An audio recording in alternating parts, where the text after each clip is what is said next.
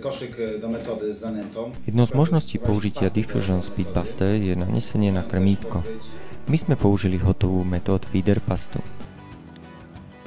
Atraktorem. W tym momencie robimy taki efekt. Po nahodení do vody pridržuje krmivo v košíku a okamžite začína Double Effect Diffusion. Vidíme, že voda okolo košíka zastala výrazne zafarbená. S farbou sa zároveň šíri aj aróma. Košík narazil do dna a metód feeder pasta napustená silne olejom začína v košíku pracovať a vypadávať z košíka.